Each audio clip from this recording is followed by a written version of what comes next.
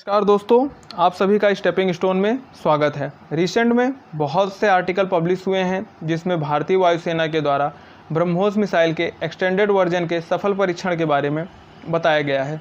आज हम उस एक्सटेंडेड वर्जन वाली मिसाइल के बारे में, ब्रह्मोस मिसाइल के बारे में प्रॉपर डिस्कस करेंगे। स्टार्ट करते हैं।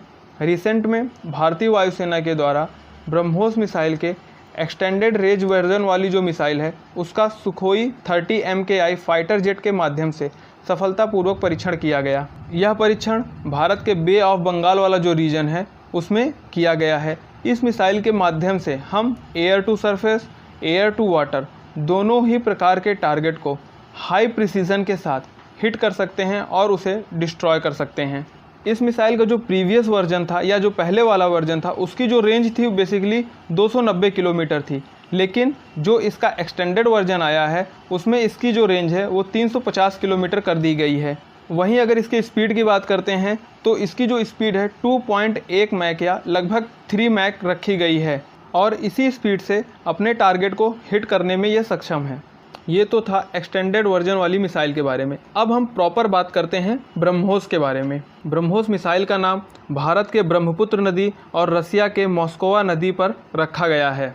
ब्रह्मोस एक medium range supersonic cruise missile है जिसमें रैमजेट इंजन का यूज़ किया गया है। ब्रह्मोस मिसाइल को हम सबमरीन से, शिप से, एयरक्राफ्ट से या लैंड से सभी स्थानों से लॉन्च कर सकते हैं। ब्रह्मोस दुनिया की सबसे तेज सुपरसोनिक क्रूज मिसाइल है। अगर बात करते हैं ब्रह्मोस के डेवलपमेंट की तो यह इसका जो विकास है वह ब्रह्मोस एरोस्पेस के द्वारा किया गया है, जो भारत के DRDO और रसिया के NPOM के जॉइंट वेंचर के रूप में स्थापित की गई है। ब्रह्मोस एरोस्पेस में भारत का 50.5% का शेयर है और वहीं पर रसिया का 49.5% का शेयर है। यहाँ पर हमने मीडियम रेंज, रैमजेट, सुपरसोनिक और क्रूज ऐसे शब्दों का यूज़ किया है। पहले हम इन शब्दों के बारे में समझ लेते हैं जिससे ब्रह्मोस मिसाइल के बारे में समझने में आसानी होगी। रैमजेट एक प्रकार की टेक्नोलॉजी है जिसमें एटमॉस्फेयर का जो एयर होता है वो फ्रंट से इस रॉकेट के अंदर आता है और वहाँ पर वह रिएक्शन करके थ्रस्ट के साथ बाहर निकलता है, जिससे मिसाइल को एक अच्छी स्पीड मिलती है। वहीं अगर हम मिसाइल के स्पीड की बात करते हैं तो इसे बेसिकली 3 कैटेगरी में बांटा जाता है: सबसोनिक, सुपरसोनिक और हाइपरसोनिक। सबसोनिक की जो स्पीड होती है वो 1 मैक से कम होती है, वहीं सुपरसोनिक की जो स्पीड होती है वो 1 मैक से 5 मैक के बीच में होती है और जो हाइपरसोनिक की स्पीड होती है उसे 5 मैक से 10 मैक के बीच में रखा गया है। जो हमारी ब्रह्मोस मिसाइल है बेसिकली वो एक सुपरसोनिक मिसाइल है, उसकी जो स्पीड है वो 1 मैक से ज़्यादा और 5 मैक से कम होगी। अब हम मिसाइल्स का जो क्लासिफिकेशन है वो रेंज के आधार पे देखते हैं। तो पहला एक शॉर्ट रेंज मिसाइल, जो ब्रह्मोस है वो आपकी एक शॉर्ट रेंज मिसाइल है। Short range missile basically 1000 kilometre से कम रेंज वाली मिसाइल को कहा जाता है। नेक्स्ट मीडियम रेंज मिसाइल जो 1000 से 3000 किलोमीटर तक हिट कर सकती हैं। इंटरमीडिएट रेंज मिसाइल 3000 से 5000 किलोमीटर तक की रेंज को कवर कर सकती हैं और जो इंटरकॉन्टिनेंटल बैलिस्टिक्स मिसाइल होती हैं वो 5500 किलोमीटर से ज़्यादा के रेंज को कवर कर सकती हैं। अब बात करते हैं क्रूज मिसाइल की। तो ये अपने लॉन्चिंग स्टेशन से सरफेस या सतह के समानांतर चलते हुए अपने टारगेट को हिट कर सकती है और वहीं पर जो बैलिस्टिक मिसाइल होती है ये पैराबोलिक कर्व बनाते हुए अपने टारगेट को हिट करती है। ये पहले सरफेस में या स्पेस में जाती है जहाँ पर ग्रेविटेशनल फोर्स का यूज़ करते हुए अपने टारगेट को हिट करती है। तो अब हम ब्रह्मोस के बारे में समझ सकते हैं कि वह एक short range supersonic cruise missile है जिसमें रैमजेट इंजन का यूज हुआ है। अब बात करते हैं ब्रह्मोस के उन प्लेटफॉर्म्स की जहां से इसे लॉन्च किया जा सकता है।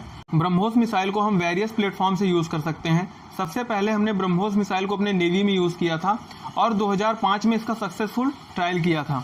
फिर उसके बाद 2007 में हमने इसे अपनी इंडियन आर्मी में इंडक्ट किया और इसका सक्सेसफुल ट्रायल किया और तब से हम इसे यूज कर रहे हैं। वहीं 2017 से इसे हम अपने एयरफोर्स में यूज़ कर रहे हैं और जो रिसेंट में भी हमने मिसाइल का अपने टेस्ट किया ये उसके एक्सटेंडेड वर्जन है, जिसे अब हम उसके एक्सटेंडेड वर्जन को भी हम अपने एयरफोर्स के माध्यम से यूज़ कर सकते हैं। ब्रह्मोस को हम बेसिकली सबमरीन से भी यूज़ कर सकते हैं। हमने ब्रह्मोस मिसाइल के वर्टिकल लॉन्च सिस्टम को भी डेवलप कर लिया है जिसे सबमरीन से लॉन्च करने में काफ़ी आसानी होती है और इन सभी माध्यमों से हम ब्रह्मोस मिसाइल को लॉन्च कर सकते हैं और अपने टारगेट को पिन पॉइंट एक्यूरेसी के साथ हिट कर सकते हैं। अब बात करते हैं ब्रह्मोस के स्पेसिफिकेशंस की। BrahMos basically fire and forget principle पर काम करता है। मतलब कि अगर एक बार आपने टारगेट को लॉक कर दिया तो फिर इसे अपने टारगेट से हटना नहीं है और अपने टारगेट को ये जाकर के हिट करेगी। इसको नेविगेट करने के लिए इसमें जीपीएस सिस्टम होता है जो इस मिसाइल को इस समय समय पर नेविगेट करता रहता है और अपने टारगेट को हिट करने में मदद करता है। ब्रह्मोस एक क्रूज मिसाइल है तो ये सरफेस से ज्यादा ऊपर नहीं जाती है। दैट्स वाई से रेडार में जो है पकड़ पाना उतना आसान नहीं होता है। इसका एग्जाम्पल अभी आप रिसेंट में देख सकते हैं कि पाकिस्तान में गलती से भारत की एक ब्रह्मोस मिसाइल चली गई थी। लगभग वो 2 मिनट तक पाकिस्तान के अंदर ट्रेवल की और ब्लास्ट हुई, लेकिन उसे रेडार में उतनी आसानी से पाकिस्तान ने इसको डिटेक्ट नहीं कर पाए थे और इसकी जो वेलोसिटी है वो लगभग 3 मैक की है, जो साउंड से 3 गुना है। अब हम ब्रह्मोस के आगामी डेवलपमेंट्स के बारे में बात करते हैं। पहले भारत MTCR का सदस्य नहीं था। बात करते हैं MTCR की, तो मिसाइल टेक्नोलॉजी सेंट्रल रिजीम इसका फुल फॉर्म है, जिसकी स्थापना 1987 में G7 कंट्रीज के द्वारा की गई थी। प्रेजेंट टाइम में इसमें 35 मेंबर्स हैं।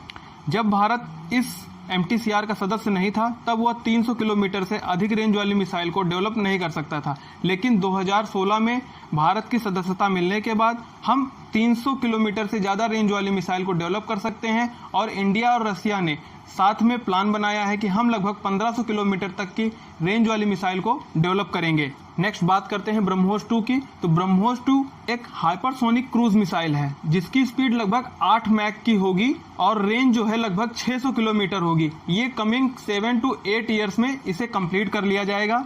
नेक्स्ट बात करते हैं ब्रह्मोस NG की। NG का मतलब होता है नेक्स्ट जनरेशन।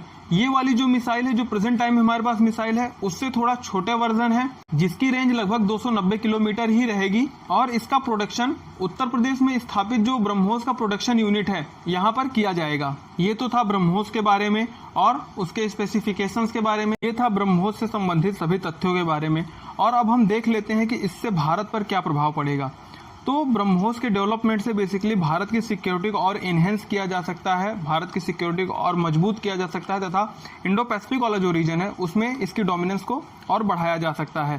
साथ ही साथ जो देश ब्रह्मोस के प्रति काफ़ी इच्छुक हैं उन्हें बेच करके हम एक अच्छे रेवेन्यू को कलेक्ट कर सकते हैं। जैसे रिसेंट में फिलीपींस ने ब्रह्मोस को भारत से परचेज किया है और मलेशिया, UAE जैसे देश भी इसके प्रति अपनी इच्छा जाहिर कर रहे हैं। सो फाइनली उन्हें भी हम बेचकर वेपन एक्सपोर्टर वाली जो कंट्रीज की लिस्ट है उसमें भारत का नाम आगे कर सकते हैं। आपका इसके संबंध में क्या विचार है, आप जरूर साझा करिएगा। धन्यवाद।